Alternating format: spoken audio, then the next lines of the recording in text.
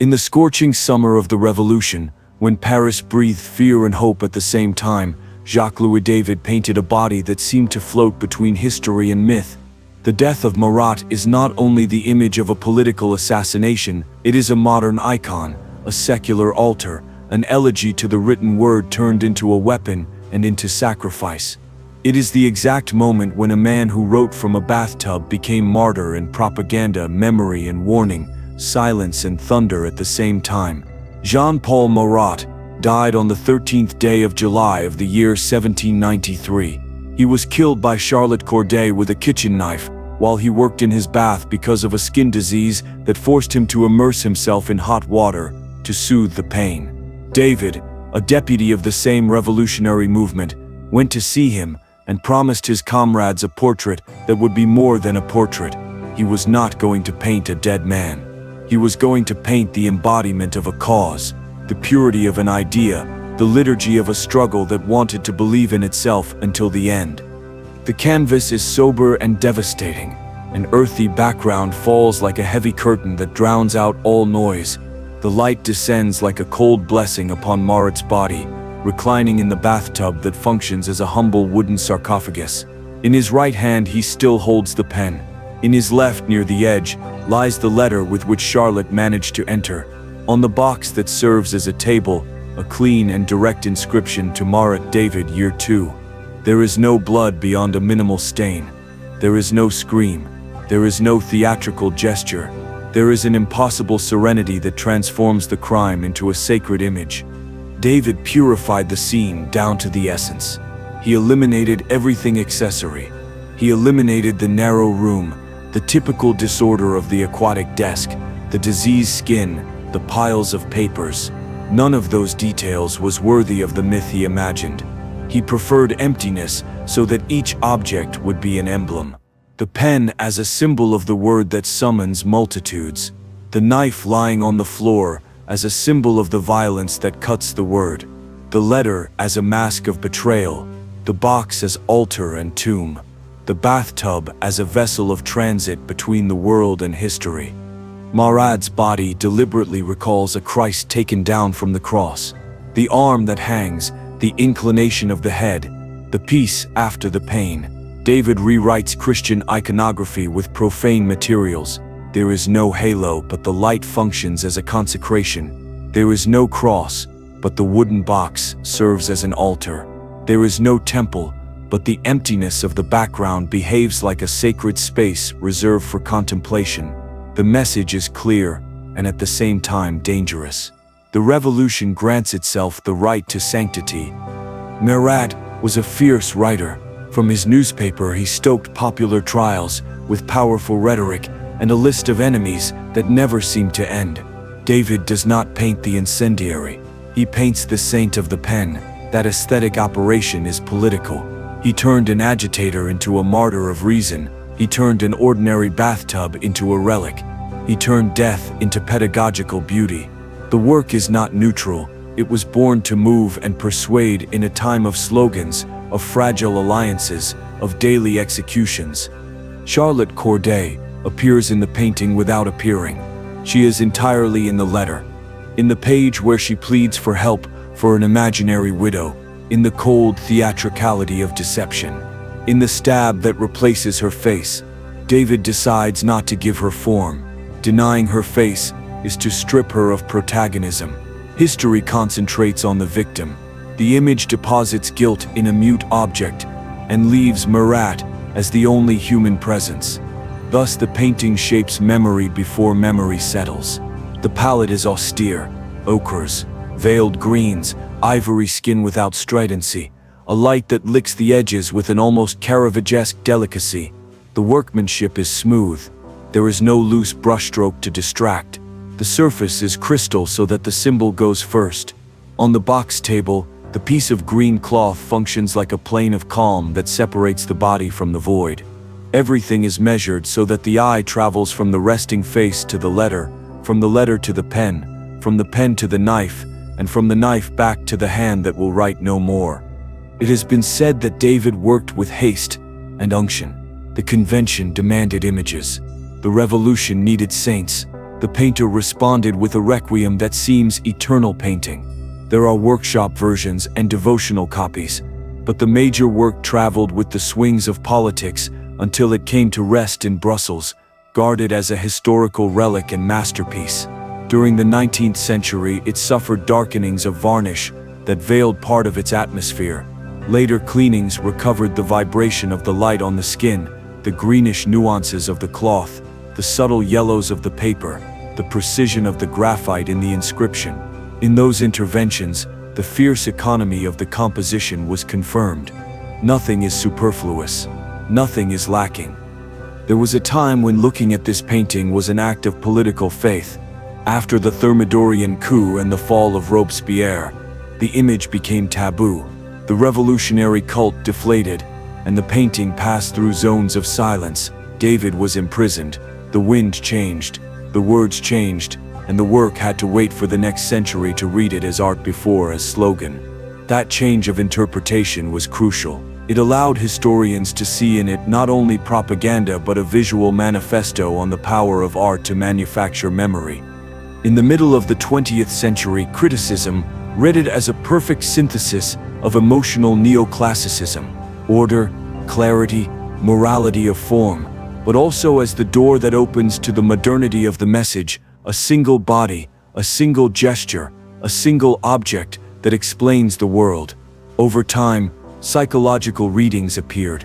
Marat as the intellectual who sacrifices himself, the man whose skin disease forces him into a liquid cloister from which he transforms the city. The bathtub ceases to be furniture and becomes womb and coffin, origin and end. In that double sense lies part of the spell. The letter has become the most studied detail. The plea for help is a lie that opens the door. It is the mask of good, so that evil may enter. David underscores that lie with a clear handwriting that anyone can read. He turns falsehood into evidence. He wants no moral nuances. He wants the viewer to embrace a conclusion. Marat died for believing. Marat died for helping. The revolution has its saint. The abandoned knife is the second great sign. It is not embedded. It does not burn. It is cold. It has fulfilled its function, and now lies without rhetoric. That ice is deliberate. David does not want violence in the foreground. He wants its trace. He wants the after moment.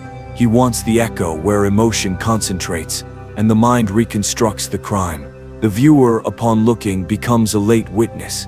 He arrives when there is no longer any noise. He arrives when only thinking remains. The lighting of the painting has a moral direction. It descends from an imaginary height that recalls the great Italian masters, but it avoids theater. There are no clouds, no architecture, no draperies, only light that grants a rank. That economy creates the miracle. Marat's bath seems like a chapel. The pen seems like a relic. The paper seems like an apostolic letter. The entire revolution fits into an illuminated silence. During the 20th century, the work inspired critical rereadings and disquieting tributes. Some saw in it the birth of the modern political image. Others accused it of beautifying violence. There were those who compared it to a perfect poster before posters existed. Most views agreed on something essential. David constructed a narrative with two humble weapons: a knife that kills a man, a pen that founds a myth. The painting decides which of the two endures. There was no shortage of debates about the accuracy of the likeness. Testimonies of the time describe Marat with harsher features and skin battered by disease. David softened, purified, sublimated. That moral makeup is not a technical deceit. It is a decision of a visual dramaturge. The work does not intend to transcribe a corpse. It intends to design a presence. What survives is not Marat's face, but his symbolic figure. The painter, with lucid coldness, understood that beauty can be a machine of conviction. In the room where it is exhibited, the painting dominates without raising its voice. The viewer approaches as if his step could alter the dead man's breathing. The closeness reveals minute secrets: the delicate fleshiness of the earlobe, the greenish shadow that separates the cheek from the air, the moisture barely suggested on the edge of the plank. the dry texture of the paper that contrasts with the moisture of the bath. These are notes that support the larger music. Without fuss, without superfluous emphasis, David composed a score of silences. There are those who see in the box an allusion to the people's coffin, wood without nobility that nevertheless bears the solemn inscription. There are those who see in the green rag the folded flag of a homeland that still does not know how to name itself. There are those who see in the pen a civil scepter that defeats the saber. All those readings fit because the painting offers itself as a board of austere symbols. It does not guide, it does not sermonize, but neither does it abandon. It lays out the threads and allows each mind to tie its own knot. The original scandal was not only political, it was aesthetic. In a time that still loved great compositions with crowds, David delivered emptiness. In a culture accustomed to epic narrative, he proposed a poem of a single verse in a moment of verbal excess. He wrote a sentence with 3 words that temperance makes him modern even today. The death of Marat is read in seconds and thought about for years. The most careful conservation interventions returned clarity to the inscription and delicacy to the flesh tones. When aged veils were removed, the light became breathable again. It is not a matter of brightness, it is a matter of visual oxygen. The painting recovered the sharpness that allows one to understand its moral architecture, an inclined light that baptizes, a triangle of lines that leads to the face, a non-existent horizon, so that nothing distracts. That invisible fabric is the true engineering of the painting. Interpretations changed with each century. For the Jacobin contemporaries, it was a sanctuary. For the Thermidorians, it was a danger. For late Romanticism, it was an example of heroic sincerity. For modern criticism, it is a machine of pure persuasion. In our days, it is viewed with reflective distance. Its formal greatness is understood, and its intention discussed. That debate is healthy. It means the work is still alive, and a living work is one that still forces us to think who we are when we look at a dead man who seems to sleep. There is no mystery deeper than that of a peaceful body after violence. David knew it. That is why he stabilized the scene to a degree of almost supernatural stillness. The viewer's breathing slows, time widens, the room empties of noise. In that climate, the painting fulfills its secret function. It teaches us that every community needs origin stories, and that art, in the hands of a master, can manufacture origin with wood, canvas, pigment, and a brief phrase. The death of Marat is the biography of a pen. It is the chronicle of a letter that opens a door. It is the liturgy of a light that turns a bathtub into an altar. It is the proof that extreme simplicity, when guided by a clear idea, can contain the entire weight of history. And it is, above all, the question that accompanies us as we leave the room. What do we do with the images that ask us to believe? What do we do with beauty when beauty serves a cause? What do we do with silence when silence looks at us? Perhaps the answer lies in the very matter of the painting. Ordinary wood, disciplined pigments, exact drawing, light of moral clarity, nothing grandiloquent, nothing spectacular, everything essential. David bet that what is essential remains. More than 2 centuries have passed, and the scene still stands like a cold flame. There is merit with the pen that no longer writes, and the letter that no longer deceives. There we are, with our gaze fixed on an instant that continues to explain the power of the image, to crown and to question, to elevate and to doubt, to remember and to judge. In the end, the work gives us a secret that is not spoken aloud. Art not only shows, art decides how we will remember. And in this painting, David decided that the memory of a man would fit into the dignity of a fallen arm, into the humble whiteness of a sheet, into the implacable truth of a light that does not forgive. That is the sober miracle of this canvas. To Marat, said David. Year 2, to memory we say today, for all the years to come. David did not live long enough to see his painting become one of the most studied icons of Western art. He died in exile in Brussels, far from the France he had helped to portray and to transform. but his legacy survived, multiplied in copies, in engravings, in history books, and in the consciousness of entire generations. The death of Marat was, and still is, one of the most reproduced images of the late 18th century, a synthesis of the power of art to immortalize an idea, to turn an instant into a symbol. The 19th century adopted it as an emblem of revolutionary purity. French Republicans used it as a moral standard, and Romantic artists admired it for its tragic balance. However, it was also reinterpreted by critics who saw in the painting an emotional manipulation. Some accused it of falsifying historical truth in the name of propaganda, of transforming a crime into an epic, and of hiding brutality behind beauty. But that tension between art and truth is precisely what gives it its power. David did not lie, he stylized. And in doing so, he created a new truth, more enduring than reality itself. With the passage of time, scholars began to compare this work with the religious martyrs of the Renaissance. Marat occupies the place of a secular saint. His letter is the secular version of the gospel, and the pen replaces the nail or the spear. The revolution, which had banned sacred images, ended up manufacturing an iconography of its own. David, with the precision of a visual architect, built that new temple. In his studio, Republican morality adopted the form of Christian devotion, and in that gesture lies one of the deepest ironies of modernity. Even revolutions need symbols in order to believe. The influence of the death of Marat extended beyond neoclassicism. In the 20th century, it inspired photographers, filmmakers, and contemporary artists who saw in it a reflection on political power and sacrifice. Pablo Picasso reinterpreted it during the Spanish Civil War in a series of drawings that compared Marat's body with the victims of modern conflicts. Later, artists like Edvard Munch or the members of the Fluxus group took up the image to speak of the political body, of pain as spectacle, and of purity corrupted by ideology.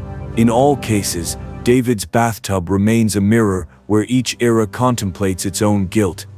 During the second half of the 20th century, feminist readings returned protagonism to Charlotte Corday. They asked why art had canonized the victim and erased the executioner. In that debate arose interpretations that see in the painting an involuntary reflection on the masculine fear of the woman who acts, on the repression of the feminine, in the construction of the hero. Corday does not appear, but her absence weighs as much as Marat's presence. In the penumbra of the background, some critics imagine her invisible shadow, a void that claims its place in history. On a technical level, recent analyses with infrared and reflectography have revealed minimal changes in the composition. David first drew a larger table and a more visible knife, but reduced them in order to maintain symbolic austerity. It was also confirmed that he used pigments of high purity, mixing lead white with small amounts of ochre and chrome green to achieve that almost marble-like tone of the skin. The precision of his drawing, executed with smooth and controlled brushstrokes, gives the surface a calm that borders on the inhuman. That calculated coldness is his greatest triumph. The restorers of the 21st century have worked with extreme care to maintain the original atmosphere. The cleaning of the varnish at the Royal Museum of Fine Arts of Belgium returned depth to the shadows and revived the glow of the paper on the box. Today, the painting shines with an almost funereal clarity. Before it, the viewer experiences a sensation of suspension. Time stops, breathing slows, and Marat's gaze, though empty, still seems to contain an unfinished thought. That sensation has made the painting be compared to a frame paused before the end. It is the pause between life and eternity. No other artist of the 18th century managed to freeze the instant with such economy and such intensity. David managed to make death seem not an end, but a beginning. He turned loss into presence. That is the alchemy of true art, to transform the irreparable into form. The taboo that the death of Marat still arouses does not come from its political content, but from its beauty. There is an ethical discomfort in contemplating something so beautiful that is born from murder. That contradiction is its heart. The painting forces us to accept that aesthetics can beautify violence, that emotion can numb critique, and that even horror can be sublime. That is why every generation returns to it, with new questions. What moves us more, compassion or staging? The man or the myth? The body or the idea? Jacques-Louis David knew that every strong image must contain a wound. In Marat, the wound is not in the skin but in the spectator's soul. The knife lies on the floor, but the true blade is driven into the one who looks. That is the moral genius of the painting, to make us silent accomplices of the narrative we believe we are observing from the outside. What David shows us is our own capacity for faith. We believe what we see, even though we know it was constructed to convince us. That double reading, between devotion and suspicion, keeps the work alive more than 2 centuries later. In a world saturated with political images, the death of Marat preserves an impossible purity. A single figure, a single light, a single gesture. Nothing shouts, everything persuades. The painting demonstrates that the true strength of art is not in the amount of information, but in the concentration of meaning. In that measured silence, one can still hear the echo of a question that crosses the centuries. How much of the history we think we remember was first an image? Upon leaving the room where it is exhibited, the visitor usually looks back. It is an involuntary reflex, as if he expected Marat to open his eyes or the pen to move again. That small illusion is David's definitive victory. He managed to make death seem a transitory state, to make the body retain the breath of myth. His painting does not teach how to die, it teaches how to remain. Today, before the whiteness of that outstretched arm and the stillness of the letter that will never be answered, we understand that the death of Marat does not belong only to the French Revolution. It belongs to all the moments when a cause demands beauty in order to survive. On its surface are mixed sacrifice, faith, lies, compassion, and the desire to believe that the death of one can justify the dream of many. And that is perhaps the reason why, more than 200 years later, the painting continues to burn with an invisible flame. Marat sleeps, the pen waits, the letter lies, the light forgives, and the viewer, trapped in that triangle of faith and suspicion, understands that art, like history, never limits itself to showing what happened, but decides what will continue to happen in our memory. That is the true revolution that Jacques-Louis David left painted in silence, that of an image that does not die, because as long as someone looks at it, it will continue writing, with the ink of the gaze, its last manifesto.